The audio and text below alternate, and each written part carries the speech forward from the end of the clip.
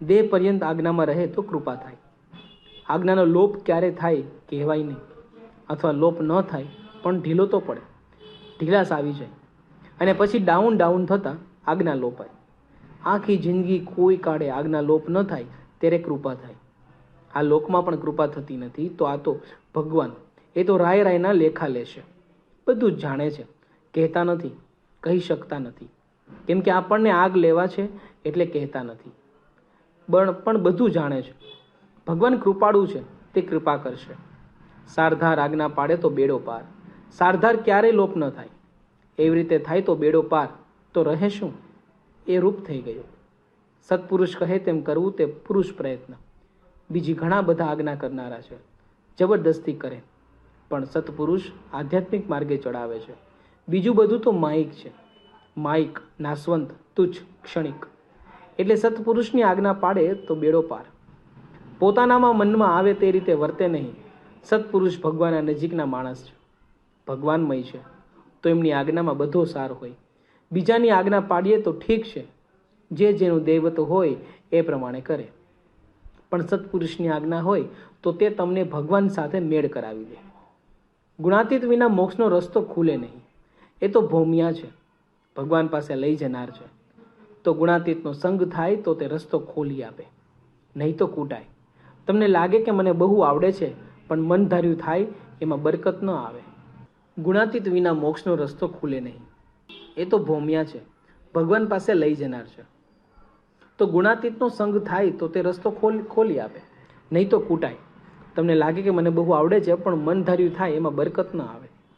ગુણાતીત વિના મોક્ષનો રસ્તો ખુલે નહીં. તેને લીધા વિના અક્ષરધામમાં જવાય નહીં. અક્ષરધામના ધણી છે, એ આપણને લઈ જાય અને બીજા તમને ક્યાંય લઈ જાય, નરકમાં લઈ જાય, ખૂંચી કાઢે, એવું બધું થાય. પણ સત્પુરુષ હોય તો સીધા ભગવાનના હાથમાં હાથ મિલાવી દે.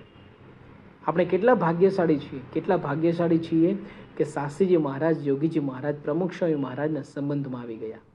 એટલે આપણે લીલા લહેર છે, મોક્ષને માર્ગે લીલા લહેર. સત્પુરુષ ન હોય તો કંઈ ન વળે. સત્પુરુષ મળ્યા છે તો આપણને સીધા મહારાજના હાથો હાથ, મહારાજના ચરણમાં બેસાડી દે. સંતના વચન ન મનાય તો નાસ્તિકપણું. એકાંતિક સંત હોય એના વચન ન મનાય તે નાસ્તિકપણું. પોતાના જીવમાં ન બેસે તે નાસ્તિકપણું. ભક્તિ માર્ગ એટલે સત્સંગનો માર્ગ, એ મનમાં બેસી જાય તો નાસ્તિકપણું મટી જાય. સંતમાં હેત પ્રીત થઈ જાય એટલે બધું થઈ જાય. મહારાજ સીધી ડાયરેક્ટ ન કરે કૃપા દ્રષ્ટિ. સંત છે તે ઝીલી લે અને તમને માપમાં કૃપા કરે. આપણને જોઈએ એટલું જ કૃપા કરે. સંતો ઉપરથી દેખાય, બધા ઉપર સમદ્રષ્ટિ હોય. સમદ્રષ્ટિ તો પાત્ર પ્રમાણે હોય, પાત્રતા હોય તે પ્રમાણે દ્રષ્ટિ થાય. આખી દુનિયામાં બધાને વિકાર નડે છે, વિકારના ભૂકા થઈ જાય. આપણને આ સમજાય નહીં. આપણે 2 પૈસા 4 પૈસામાં પડ્યા છીએ એટલે કંઈ હાથમાં ન આવે. પણ છતાંય આ સંત આપણા જોગમાં આવી ગયા છે તો આજે નહીં તો કાલે સમજાશે. પકડી રાખજો, છૂટા ન કરતા. આપણે ધાર્યું ન થાય તો આ લ્યો મારો તમારો સત્સંગ, બીજે જઈશું, એવું ન કરતા. આ સંત છે, હીરો છે તે ઓળખાય કે નહીં? ક્યાંથી ઓળખાય? એ તો હીરા પારખું હોય તે કરી શકે. એમ સંત હોય, માયા પર હોય એ ન ઓળખાય. પણ આપણે જોગમાં આવ્યા છીએ તો પકડી રાખવા, છોડતા નહીં. સંત કહે તેમ સેવા કરે તો રાજીપો થાય. પણ ટૂંકમાં બીજું કાંઈ સમજ ન પડે. સંતમાં હેતપ્રીત હોય અને કહે એમ કરે, બસ કામ થઈ જાય. એ ગુણો સંતને વિશે કેવી રીતે આવે એની વિશેષ વાત કરતા ભગવાનનો યથાર્થ અને દ્રઢપણે નિશ્ચય કર્યો હોય એવા સંતને વિશે એવા ગુણ આવે છે. તો આ ગુણોના મર્મને સમજવા માટે થઈને આપણે વિચાર કરી રહ્યા છીએ. એની અંદર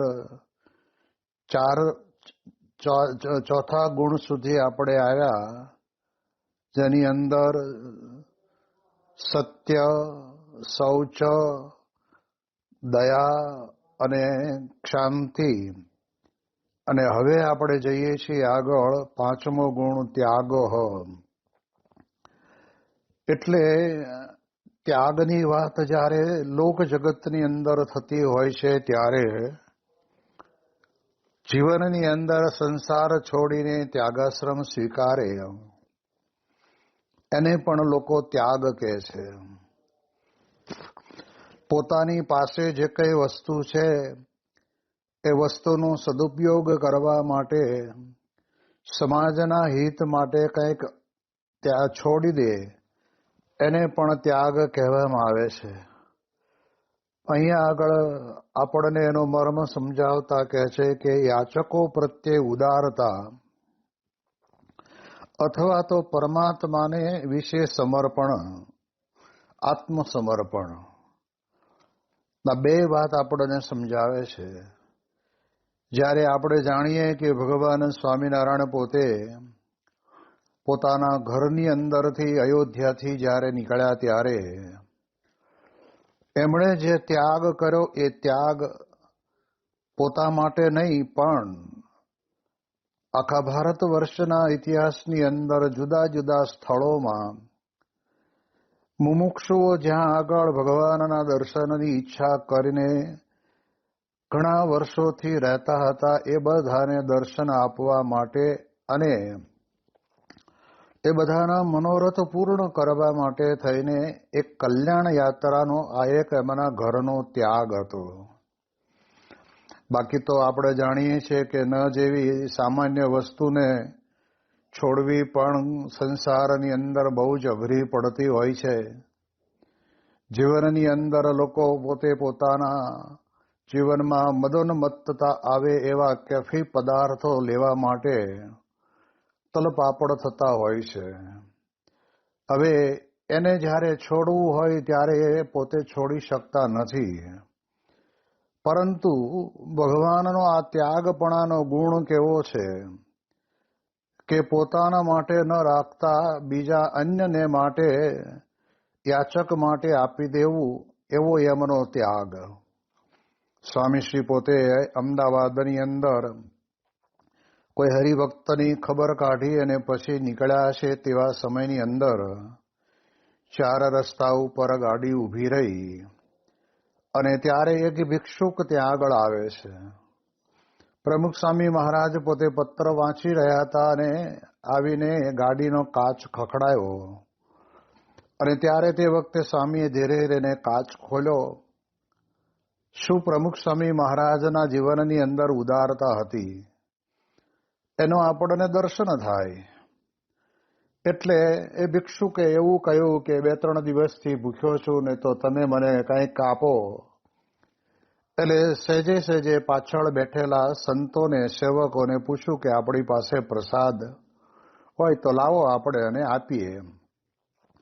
ત્યારે સંતોએ કહ્યું કે સ્વામી જે કંઈ પ્રસાદ હતો એ બધો જ આપણે ત્યાં દવાખાનામાં પણ પૂરો થઈ ગયો છે, તો બીજું કાંઈ? તો કે બીજું કાંઈ છે નહીં.